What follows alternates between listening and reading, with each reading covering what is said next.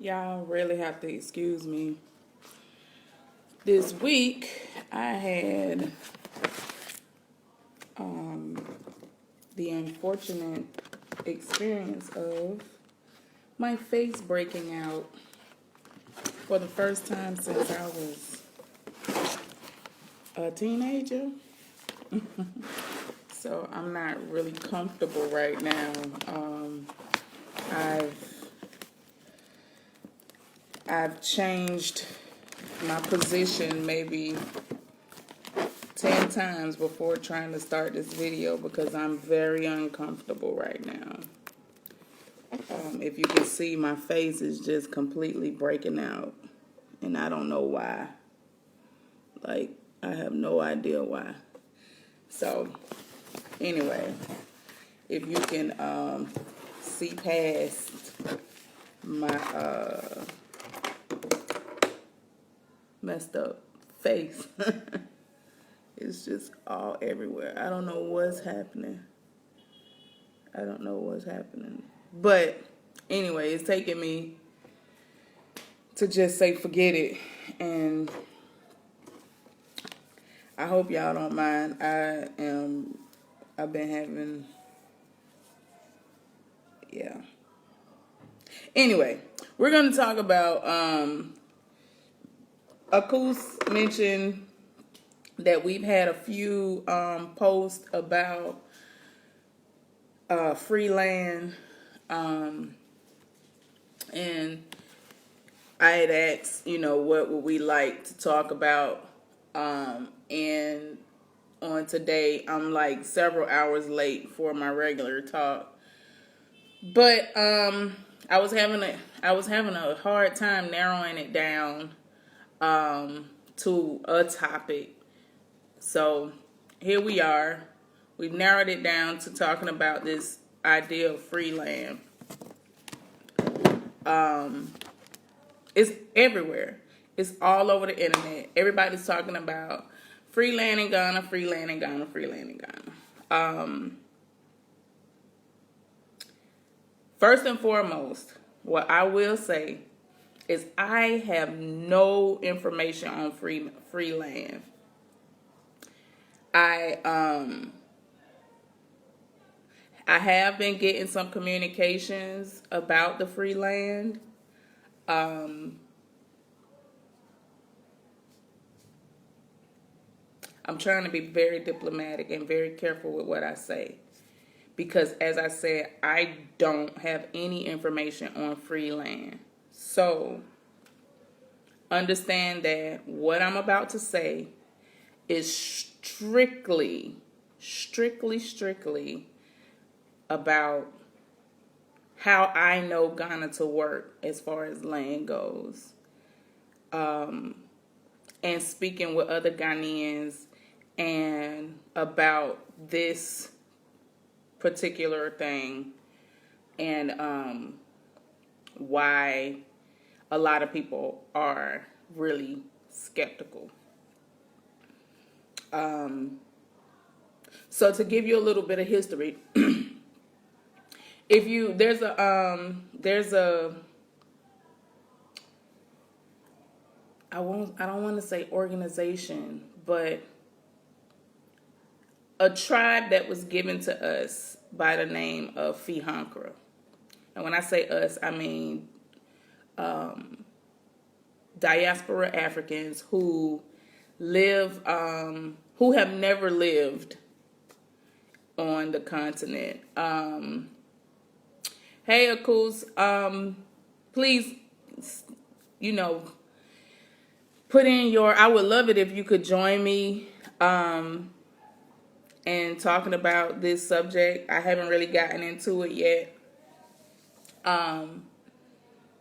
But I was just saying that I don't have any information on the freeland. There's a few ladies in the group who do have information on the freeland, but I'm going to be speaking specifically from what I know to be how the process of acquiring land in Ghana works. I also, on my YouTube channel, I I did a whole video on how do you go about buying land in Ghana and how to mitigate or reduce the chances of getting scammed. So I hope my video is clear. You guys let me know, is my video clear? Am I, so anyway, first things first, I was getting ready to mention Fihankra. So as a repatriate, I need you all to understand that we already have a very long history in Ghana. We have people on the ground who have been on the ground for over 30 years. And many people have been saying they've been trying to, get us the rights that we feel like we should have as returnees, migrants, repatriates, whatever you want to call it. I don't care. We all coming back to Africa via Ghana. So there's been 30 years of this going on. I do know a lot of the history of the repatriate community. It'll be really tough for me to go through that history in one video. I have several YouTube videos where I talk to older repatriates, and I have a video about Fihankra, and some, even like I said, buying land or whatever. So the thing is, first and foremost, like Akus is saying, the land might be free, but if you don't have a deed in your hand or an indenture, some registration or something with your name on it, it's not yours. So I'm gonna run down real quick the process of acquiring land so you can kind of understand. It's not the same as what we do in America. In America, hell, many of us haven't ever even acquired land in America, so we don't even know what the process is in America, let alone come into a country that still holds some very traditional ways of doing stuff and some very, and have a legal way of doing stuff. So,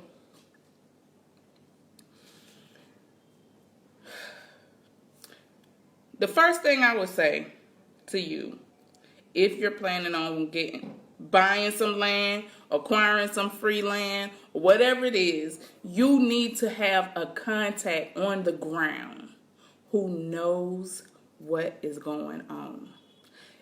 I can't tell you how important it is to have a contact on the ground that knows what's going on. So if it's this free land that you want to get involved in, you need to have somebody on the ground who knows what's going on. This is why building relationships is so important. Won't go into that right now, but I'm going to do a video specifically on why building relationships is so important. This is one of them. So you need to have a contract on the ground, and you got to do your due diligence. Please, please, please. I keep seeing so many videos of come back Africa. Do your due diligence, please. Because so many people get taken for a ride. And it ain't nobody's fault but yours because you ain't did no due diligence. And we can't live in this pipe dream type of world in our thinking when it comes to repatriation. You need to be just as vigilant as you would if you're buying anything else. So when you're acquiring land in Ghana, you can do it two ways. You can go the traditional route, or you can get an agent who will find you some land. There's plenty of people who have bought land. The land is registered to them, and they're selling it. There's plenty of that going on. Then there's the traditional route where you would go directly to a chief and try to acquire some land. So let me help you how this works.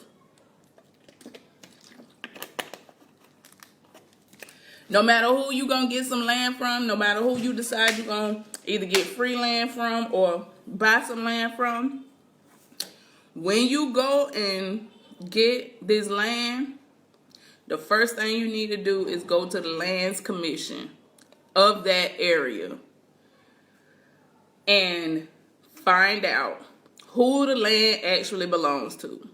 It's plenty of people selling land that don't belong to them. Plenty of people selling land that's already been sold. It's so many land scams you can't even fathom how much or how many. Go to the lands commission, find out who that land is registered to. So if I'm selling you some land, I tell you that it's my land. When you go to the lands commission, it should say Bakita Muhammad. The land is registered to Bakita Muhammad. Or it may say Nuhu Muhammad, which is my husband, that the land is registered to one of us. But if I'm selling you some land and it got somebody else's name on it, it ain't mine. Period. Period, point blank. So the thing is, as Akuz has mentioned, if the land can't be registered in your name, it's not your land. Period. So what you need to do when it comes to this free land is you need to find out who the land belongs to. You need to find out the terms of the land. So like, for instance, with Fihankra, back in the early part of the 2000s or something, the Akamu chief gave, I think it was like 30,000 acres of land to the diaspora via Fihankra. The requirements were there needed to be a palace built, because we were supposed to be building our tribe. And there's certain things that a tribe's supposed to have. And we needed to build our palace. We needed to build we needed to write a constitution. We had to have constitution, the palace. We had to elect a chief, a board of elders. Like, it was a whole list of stuff that needed to be done. This was a long time ago. You can watch my video about Fihankra to get a whole backstory on what happened. So over a couple 10, 20, 30,000 acres of land at some point was reduced to like 300. So you down to 300 acres of land. So it was several times that it was a lot of people who sent money to buy land, or not buy land, but to pay taxes on the land, which is not a lot of money in Ghana if people pay it at all. But it was a lot of wrong stuff going on. So I would say to you, do your due diligence. Find out everything about that land and how it will end up working for you. I've seen different videos or different posts about this so-called free land. I seen one video recently that said free land for $700. So what you all have to understand is there's also a language issue here, because free land, this is why you have to do your due diligence and try to figure out what they're saying. Free land, like when I said to my husband, babe, they're telling people that they're giving away, that there's free land in Ghana. And he's like, okay, what's wrong with that? And I was like, they telling people they not gonna have to pay nothing. Or it's giving people the impression that they're not gonna have to pay nothing. And he's like, no, free land means that it's free, it's open to be sold. I said,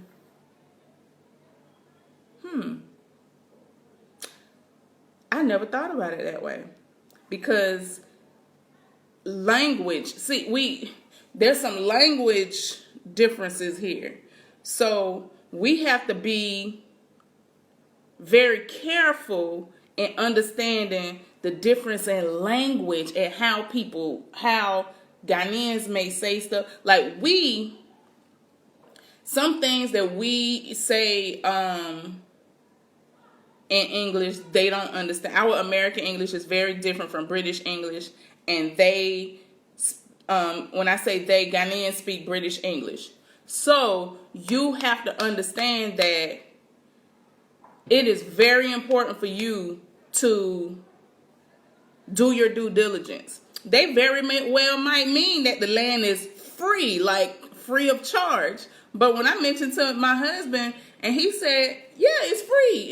It's open to be sold. It's not being occupied by anybody. It's free. Free from any... You get what I'm saying? And I'm like, but free mean it don't cost nothing. And he's like, or free means that it's not occupied. There's nobody building on it. There's nothing there. And I was like, yeah, that too. Yeah. So we have to be very careful in the way we understand things. So, the thing with land, the land has to be, the first and foremost thing is there are laws, whether you buy land traditional way or whether you buy land through a agent or a friend or whatever, there are laws about land. And please, people, understand that land is a big deal in Ghana. Ghanaians have issues when it comes to buying land. Ghanaians, they fight. Literally, I've seen my own husband about our land fighting with some of our neighbors who was trying to steal portions of our land. So you need to know that there's laws. First of all, if the land has not been demarcated, it really shouldn't be being sold yet. Now, that doesn't say that. That doesn't mean that it's not able to be sold. But it takes money to get land demarked. It takes money. But you first have to have it surveyed to get it demarked. Then, it's a whole process to it. I have a video on YouTube. I'll post it in the comments. And it'll tell you all about how you acquire some land. But if you go in a traditional route, you need to know who in the area. You have to find the area. You have to know who the chief is. You have to go through the knocking process. You have to have the land surveyed. You have to make sure it's demarked. You got to get it you have to get your indenture first. The indenture is basically your receipt. Then you have to get it registered. And after you get your land registered, I'm going to tell y'all something. To me, this is the most important part about after you have finally did all of your due diligence to buy your land. Please have it in your budget to go ahead and immediately build your wall around your property. That is the first indication that this land belongs to somebody already. That's your first indication. So if you roll up somewhere and they're talking about selling this land and there's a wall there already, that should be your first indication that somebody probably owns this land. Then that's when you, again, you need to find out who owns this land, because you want to know who built this wall and are they really selling this land? Is this your land you're selling? So everything costs. You have the demarcation, the surveying, the Even the indenture may cost you. But you need to find out. You need to find out. It's your job to find out what it is that's going on with this land before you give these people some money. You don't give nobody a red cent until you know what's going on. Because one thing is going to be very hard is getting your money back. I don't know anybody who has been able to get no money back off no land. That's just not going to happen. They may offer you another plot, but you ain't getting no money back. So you want to build a wall, and you want to, I always suggest that you put a little room on there so that you can let someone live there and pretty much oversee your land. It's also good to get to know the people in your area so that if anything was to go down, these people know that that land belongs to you. So, this is where building relationships comes in very handy, because Ghanaians will look out for you if they know you. If they know, oh no, this land belongs to this person. You have a relationship with them. You can even have somebody who can call you and be like, hey, somebody around here trying to sell your land.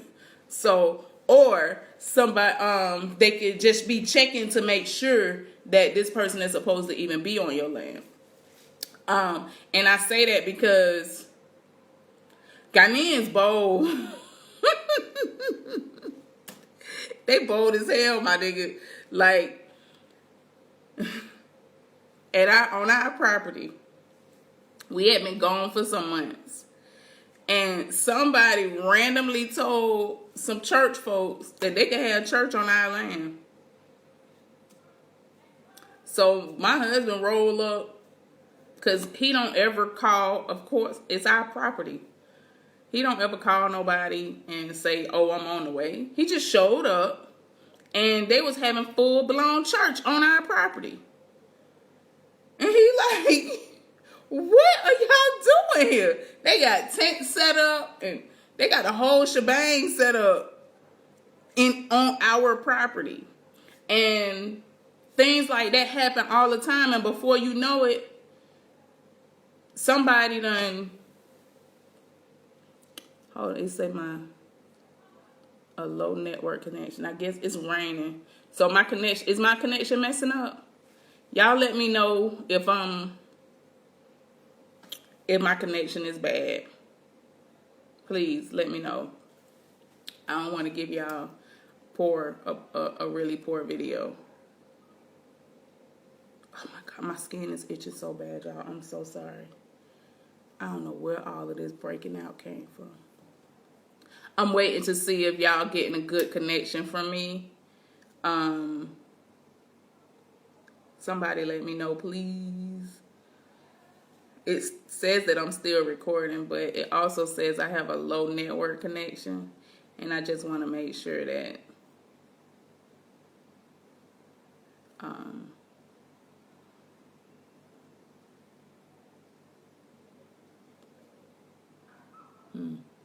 Anyway, so also what I don't want is, please people, we got to use our common sense. Don't be buying nothing over the internet. Y'all hear me? Don't be buying nothing over the internet. That's not what's up. That's just dumb. Don't pay for nothing over the internet. Nothing, not in Ghana. Do not pay for nothing over the internet when you're trying to move to Ghana. You need to pay for that stuff when you get there. Don't do it. Don't be buying stuff sight unseen. Don't do it. You're going to regret it. I promise you. So, with all of that being said, as far as this free land goes, I would say you need to do your due diligence. I'm not saying the land ain't free. I'm not saying these people trying to scam nobody, because I don't know. But what I do know is that ain't nothing free. You can bet that. There's going to be some cost. So don't get your mind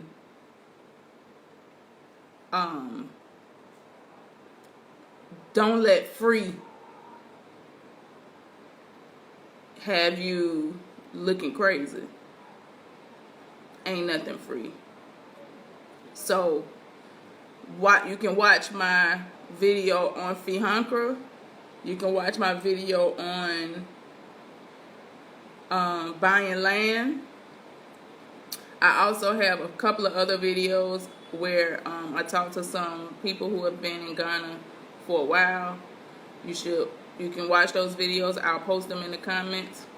And because nobody has answered me on whether I have a good connection or not, I'm gonna just stop here, and we can talk about it more in the comments. If y'all have any questions or concerns, we can address it in the comments. All right, peace.